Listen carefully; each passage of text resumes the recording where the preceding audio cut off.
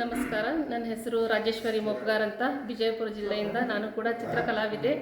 ಇಲ್ಲಿ royal art academy ಅವರು ಒಂದು ನ್ಯಾಷನಲ್ ಆರ್ಟ್ ಎಕ್ಸಿಬಿಷನ್ಗಂತ ಬಂದಿದ್ವಿ.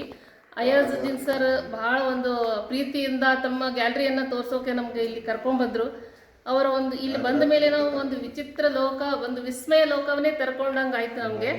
ಎಷ್ಟೊಂದು ಒಳ್ಳೊಳ್ಳೆ ಫೋಟೋಗ್ರಫೀಸು ಮತ್ತು ಅವರ ಒಂದು ಕೊಲಾಜ್ ಆರ್ಟ್ ಆಗಿರ್ಬೋದು, ಪೇಂಟಿಂಗ್ ಆಗಿರ್ಬೋದು, ಮತ್ತು ಅವ್ರ ಮ್ಯೂಸಿಯಂನಲ್ಲಿ ಇಂಥದ್ದು ಇಲ್ಲ ಅನ್ನೋಂಗಿಲ್ಲ. ಹಳೆಯ ಎಲ್ಲ ವಸ್ತುಗಳ ಸಂಗ್ರಹಣೆ, ಒಂದು ಕ್ಯಾಮ್ರಾ ಆಗಿರಬಹುದು, ಹಳೆಯ ನ್ಯೂಸ್ ಪೇಪರ್, ಬಾಂಡ್ ಪೇಪರ್, ಕರೆನ್ಸಿಗಳು, ಈ ಥರ ಎಲ್ಲ ನೋಡಿ ನಮಗೆ ತುಂಬ ಖುಷಿಯಾಯಿತು. ಮತ್ತು ಅವರ ಈ ಒಂದು ಒಬ್ಬ ಮನುಷ್ಯ ಒಂದು ಕ್ಷೇತ್ರದಲ್ಲಿ ಸಾಧನೆ ಮಾಡೋದೇ ಕಷ್ಟ.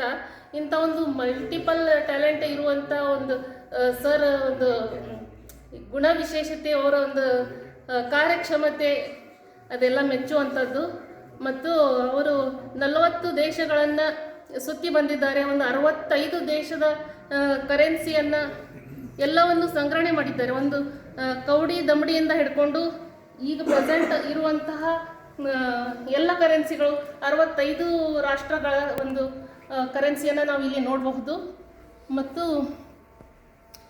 ಅವರ ಒಂದು ಸಾಧನೆಗೆ ಮೆಚ್ಚಿ ರಾಷ್ಟ್ರ ಮತ್ತು ಅಂತಾರಾಷ್ಟ್ರೀಯ ಮಟ್ಟದಲ್ಲಿ ಗುರುತಿಸಿ ಅವರ ಕಲೆಗೆ ಅನೇಕ ಮೆಡಲ್ಗಳು ಬಂದಿವೆ.